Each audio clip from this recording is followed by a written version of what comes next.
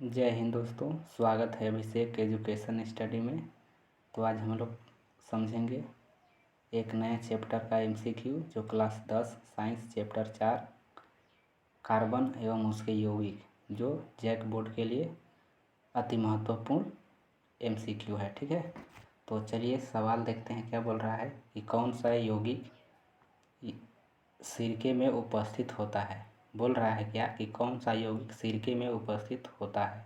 ए बोल रहा है इथेनॉल, बी बोल रहा है एसिटिक अम्ल, सी बोल रहा है मीथेन और डी बोल रहा है ब्यूटेन। ठीक है, तो इसका राइट आंसर हो जाएगा ऑप्शन नंबर बी एसिटिक अम्ल। ठीक है, एसिटिक अम्ल राइट आंसर हो जाएगा। ठीक है, चलिए यहाँ लिखा भी है कि सिरके जो होता है एसिटिक अम्ल उपस्थित होता है जो खट्टा स्वाद देता है। ठीक है, सिरके में एसिटिक अम्ल उपस्थित होता है जो उसे खट्टा स्वाद देता है। ठीक है, चलिए अगला सवाल देखते हैं। 2 नंबर का बोल रहा है कि फैटी एसिड और क्षार की प्रतिक्रिया से बनने वाला उत्पाद क्या होता है। ठीक है, क्या बोल रहा है कि फैटी एसिड और क्षार की प्रतिक्रिया से बनने वाला उत्पाद क्या है। ए बोल रहा है कि अम्ल होता है, बी बोल रहा है साबुन और सी बोल रहा है लवण या डी बोल रहा है पानी। तो इसका राइट आंसर हो जाएगा ऑप्शन नंबर बी साबुन। ठीक है, क्या हो जाएगा, जो फैटी एसिड और क्षार की प्रतिक्रिया से बनने वाला जो उत्पाद होता है कौन सा उत्पाद है, साबुन। ठीक है, ऑप्शन नंबर बी यहाँ लिखा है। ठीक है, फैटी एसिड और क्षार की प्रतिक्रिया से साबुन बनता है। ठीक है, चलिए अगला सवाल देखते हैं। सिरका में पाए जाने वाला अम्ल का नाम क्या है। सिरका जो है दोस्तों, सिरका में पाए जाने वाला अम्ल का नाम बताना है, कौन सा होता है। हाइड्रोक्लोरिक अम्ल होता है या सल्फ्यूरिक अम्ल होता है या एसिटिक अम्ल होता है या नाइट्रिक अम्ल होता है। ठीक है, इसका जो राइट आंसर हो जाएगा आंसर ऑप्शन सी। ठीक है, एसिटिक अम्ल होता है। क्या होता है, सिरका में पाया जाने वाला अम्ल कौन सा अम्ल है, एसिटिक अम्ल। ठीक है, यहाँ लिखा है कि सिरका मुख्यतः एसिटिक अम्ल CH3COOH से बना होता है। ठीक है, चलिए अगला सवाल देखते हैं। 4 नंबर क्या बोल रहा है कि हीरे में प्रत्येक कार्बन परमाणु कितने अन्य कार्बन से जुड़ा होता है। ठीक है, कितने बोल रहा है कि हीरे में प्रत्येक कार्बन परमाणु कितने अन्य कार्बन से जुड़ा होता है, 2 से या 3 से या 5 से या 4 से। ठीक है, तो आंसर क्या हो जाएगा, ऑप्शन नंबर डी कितना से, 4 से जुड़ा होता है। जो हीरा में प्रत्येक कार्बन जो परमाणु होता है वो अन्य कार्बन से जो जुड़ा होता है कितने से, 4 से। ठीक है, चलिए अगला सवाल देखते हैं। यहाँ लिखा है कि हीरे में कार्बन परमाणु 4 अन्य कार्बन परमाणुओं से जुड़ा होता है। ठीक है, चलिए अगला सवाल देखते हैं। 5 नंबर क्या बोल रहा है कि साबुन की सफाई की क्रिया किस पर आधारित है। ठीक है, साबुन की सफाई की क्रिया किस पर आधारित है, पारगमन या पायसीकरण, सी बोल रहा है संवहन, डी बोल रहा है अपोहन। इसका राइट आंसर हो जाएगा ऑप्शन नंबर बी, क्या हो जाएगा, पायसीकरण। ठीक है, यहाँ लिखा है साबुन की सफाई क्रिया पायसीकरण पर आधारित है। चलिए ठीक है, अगला सवाल देखते हैं क्या बोल रहा है। हाइड्रोकार्बन का सामान्य सूत्र क्या होता है एल्केन के लिए। क्या बोल रहा है कि हाइड्रोकार्बन का सामान्य सूत्र क्या होता है एल्केन के लिए। यह है एस ऑप्शन नंबर देखिए CnH2n, बी बोल रहा है CnH2n+2। ठीक है, सी बोल रहा है CnH2n-2, डी बोल रहा है CnHn। ठीक है, इसका जो राइट आंसर हो जाएगा ऑप्शन नंबर बी। ठीक है, क्या हो जाएगा, CnH2n+2। ठीक है, ऐसे हो जाएगा। ठीक है, चलिए अगला सवाल देखते हैं क्या है, ऑप्शन नंबर बी। ठीक है, इसका नहीं भूलिएगा। चलिए अगला सवाल देखते हैं क्या। 7 नंबर बोल रहा है कि जो एथेनॉल को शराब के रूप में किस नाम से जाना जाता है। ठीक है, एथेनॉल को शराब के रूप में किस नाम से जाना जाता है। ऑप्शन देखिए, ए एथिल एल्कोहल, मेथेनॉल, सी बोल रहा है एथेन और डी बोल रहा है एसीटोन। इसका जो राइट आंसर हो जाएगा option number A ethyl alcohol बोलते हैं। ठीक है, एथिल एल्कोहल के नाम से जाना जाता है किसको, एथेनॉल को शराब के रूप में किस नाम से जाना जाता है, तो एथिल एल्कोहल। ठीक है, ऑप्शन नंबर बी यहाँ लिखा है कि एथेनॉल को एथिल एल्कोहल भी कहते हैं और यह शराब में पाया जाता है। ठीक है, चलिए अगला सवाल देखते हैं। 8 नंबर क्या बोल रहा है कृत्रिम साबुनों को किस नाम से जाना जाता है? ठीक है, कृत्रिम साबुनों को किस नाम से जाना जाता है? ऑप्शन दिया है, एल्कोहल के नाम से जाना जाता है, या डिटर्जेंट के नाम से, या एसिड, या बेस के नाम से। डी नंबर बोल रहा है, डी ऑप्शन बोल रहा है बेस के नाम से। ठीक है, तो इसका राइट आंसर हो जाएगा डिटर्जेंट। ठीक है, ऑप्शन नंबर बी। यहाँ लिखा है कि कृत्रिम सफाई उत्पादों को डिटर्जेंट कहा जाता है। ठीक है, चलिए 9 नंबर बोल देखिए, अगला सवाल बोल रहा है कि कार्बन कितने संयोजक होते हैं? कार्बन के कितने संयोजक होते हैं? 2 होते हैं, या 3 होते हैं, या 4 होते हैं, या 5 होते हैं? कितना होते हैं दोस्तों? चलिए इसका राइट आंसर हो जाएगा ऑप्शन नंबर सी। कार्बन में 4 संयोजक बनाता है, इसलिए चतुस्संयोजक भी कहा जाता है। ठीक है, क्या होता है? कार्बन 4 संयोजक बनाता है, इसलिए चतुस्संयोजक भी कहा जाता है। चलिए अगला सवाल देखते हैं। 10 नंबर क्या बोल रहा है? कार्बन की विशेषता नहीं है। क्या है? कार्बन की विशेषता नहीं पूछ रहा है, क्या नहीं है? इसमें से 4 ऑप्शन में से आपको बताना है कि कार्बन की विशेषता नहीं है। ठीक है, तो ए बोल रहा है चतुस्संयोजकता, बी बोल रहा है श्रृंखला बनाने की क्षमता, सी बोल रहा है संयोजिक बंध बनाना, और धात्विक चालकता। तो इसका राइट आंसर हो जाएगा ऑप्शन नंबर डी, धात्विक चालकता। ठीक है, यहाँ लिखा है कि धात्विक चालकता केवल ग्रेफाइट में होती है, कार्बन सामान्य विशेषता नहीं है। ठीक है, चलिए अगला सवाल देखिए। 11 नंबर बोल रहा है कि साबुन का अम्लीय विलयन में क्या प्रभाव होता है? साबुन का अम्लीय विलयन में क्या प्रभाव होता है? झाग बढ़ जाता है, या झाग कम हो जाता है, साबुन ठोस हो जाता है, डी बोल रहा है प्रतिक्रिया नहीं करता है। तो इसका राइट आंसर हो जाएगा ऑप्शन नंबर बी।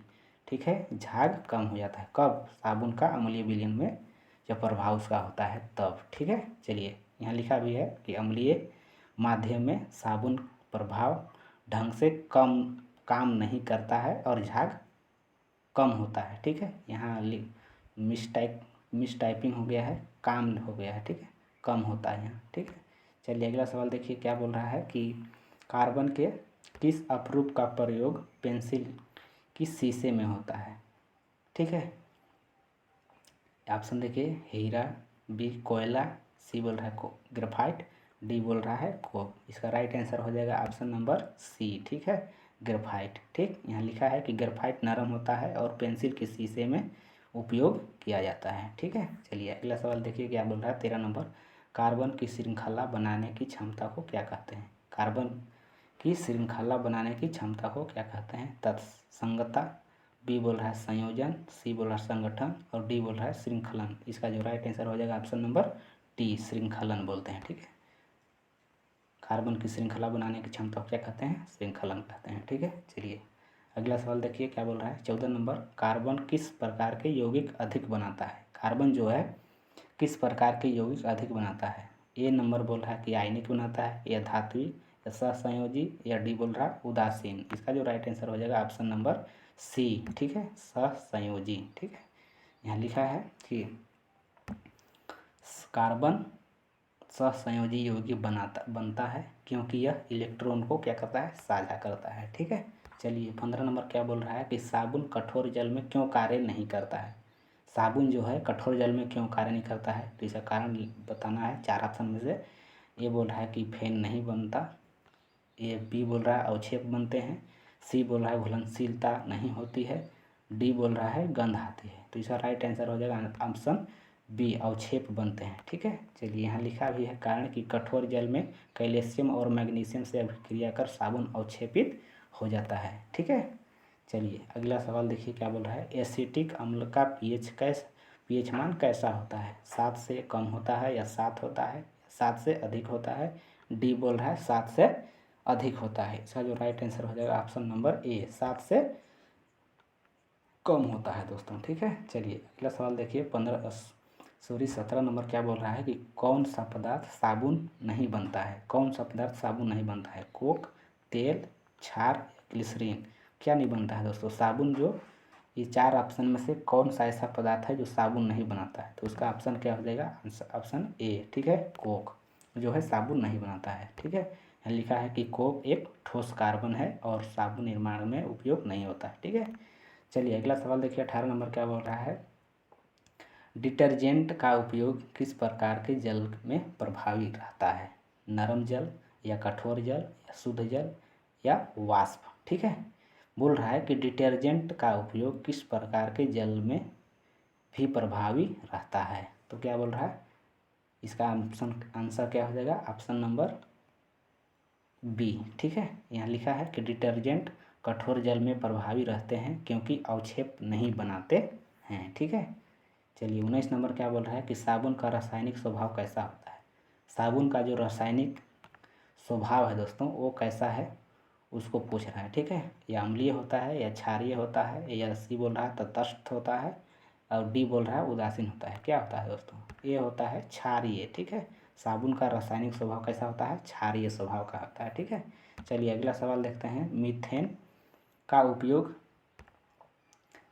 किस में होता है। मीथेन जो है उसका उपयोग किस में होता है, इत्र में होता है या विलायक में होता है या ईंधन में होता है, और डी बोल रहा है औषधि में। तो इसका राइट आंसर हो जाएगा ऑप्शन नंबर सी, ईंधन में होता है। ठीक है, चलिए अगला सवाल देखिए क्या बोल रहा है कि 21 नंबर बोल रहा है कि एथीन C2H4 में कार्बन के बीच कौन सा बंध होता है। ठीक है, एथीन C2H4 में कार्बन के बीच कौन सा बंध होता है। तो ऑप्शन देखिए क्या दिया है, ए बोल रहा है एकल बंध, बी बोल रहा है द्विबंध, सी बोल रहा है त्रिबंध, डी बोल रहा है कोई नहीं। ठीक है, इसका जो राइट आंसर हो जाएगा ऑप्शन नंबर बी। ठीक है, उसमें द्विबंध होता है। ठीक है, एथीन C2H4 में कार्बन के बीच द्विबंध होता है। ठीक है दोस्तों, चलिए अगला सवाल देखिए क्या बोल रहा है 22 नंबर कि साबुन किस प्रकार का लवण बनाता है।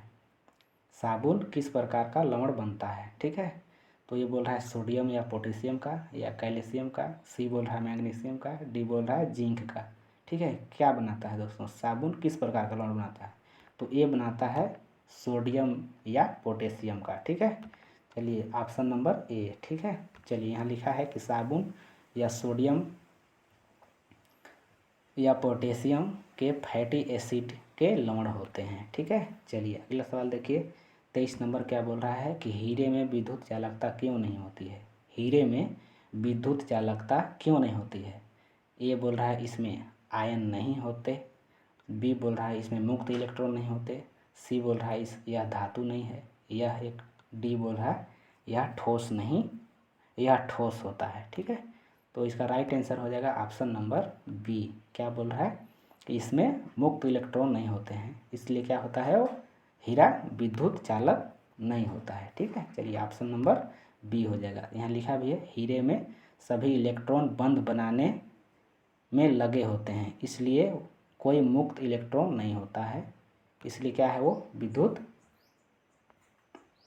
कुचालकता है, चालकता नहीं है, कुचालकता है। ठीक है, चलिए अगला सवाल देखिए क्या बोल रहा है 24 नंबर कि कार्बन में कितने ज्ञात अपरूप होते हैं। कार्बन में कितने ज्ञात अपरूप होते हैं। ए नंबर बोल रहा है कि 2 होता है या 3 होता है या 4 होता है या 5 होता है। तो इसका राइट आंसर हो जाएगा ऑप्शन नंबर बी। ठीक है, 3 क्या है, जो कार्बन में कितने ज्ञात अपरूप होते हैं, तो 3 होते हैं। कौन कौन होता है दोस्तों, यहाँ लिखा है हीरा, ग्रेफाइट और फुलरीन, कार्बन के 3 अपरूप मुख्य हैं। ठीक है, चलिए अगला सवाल देखिए, याद कर लीजिएगा, भूलिएगा नहीं। ठीक है, चलिए अगला सवाल देखिए क्या बोल रहा है 25 नंबर कि हाइड्रोकार्बन का वह वर्ग जिसमें त्रिबंध होते हैं क्या कहलाते हैं। हाइड्रोकार्बन का वह वर्ग जिसमें त्रिबंध होते हैं क्या कहलाते हैं। एल्केन कहलाते हैं या एल्कीन कहलाते हैं या एल्काइन कहलाते हैं या एल्कोहल कहलाते हैं, क्या कहलाते हैं दोस्तों। तो इसका राइट आंसर हो जाएगा एल्काइन कहलाते हैं, ऑप्शन नंबर सी। ठीक है, चलिए अगला सवाल देखते हैं। यहाँ लिखा है कि त्रिबंध वाला हाइड्रोकार्बन एल्काइन कहलाते हैं। ठीक है, चलिए 26 नंबर बोल रहा है कि कार्बनिक यौगिक में सबसे सामान्य तत्व कौन सा होता है। कार्बनिक यौगिक में सबसे सामान्य तत्व कौन सा होता है। ऑक्सीजन होता है या कार्बन होता है या हाइड्रोजन या नाइट्रोजन, तो कौन सा होता है दोस्तों, ऑप्शन नंबर बी हो जाएगा, कार्बन होता है। ठीक है, चलिए ये 27 नंबर देखिए अगला क्या बोल रहा है। एसिटिलीन किस प्रकार का यौगिक है। एसिटिलीन किस प्रकार का यौगिक है। ए बोल रहा है एल्केन है या एल्कीन है, एल्काइन है, डी बोल रहा है एल्कोहल है। तो क्या है दोस्तों, ए है आपका एल्काइन है। ठीक है, एसिटिलीन एल्काइन यौगिक है। ठीक है, चलिए अगला सवाल देखते हैं। यहाँ लिखा है कि एसिटिलीन में त्रिबंध होता है और यह एल्काइन कहते हैं। ठीक है, चलिए 28 नंबर बोल रहा है कि कार्बन का कौन सा अपरूप विद्युत चालक है। कौन सा है दोस्तों?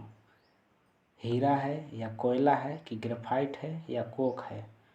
कौन है?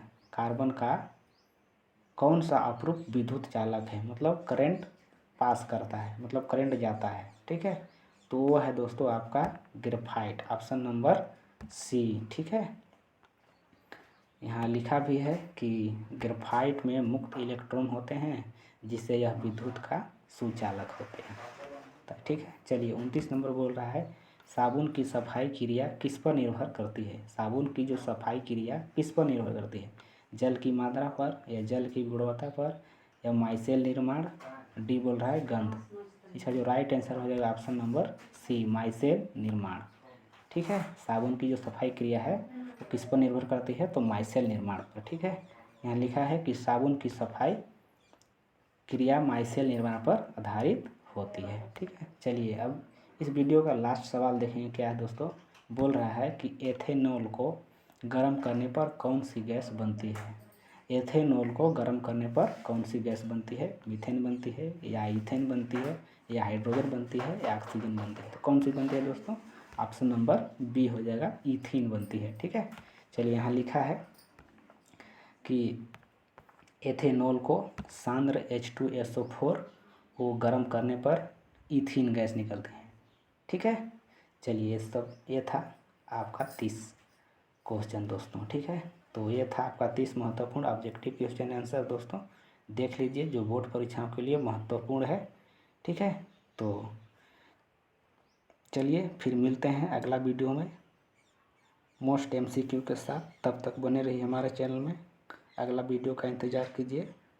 अगर आपका नोटिफिकेशन आपको चाहिए तो मेरे चैनल को सब्सक्राइब कर लीजिए ताकि मेरा वीडियो आपके पास पहुंच जाए। ठीक है, चलिए ठीक है दोस्तों, मिलते हैं अगला वीडियो में। जय हिंद।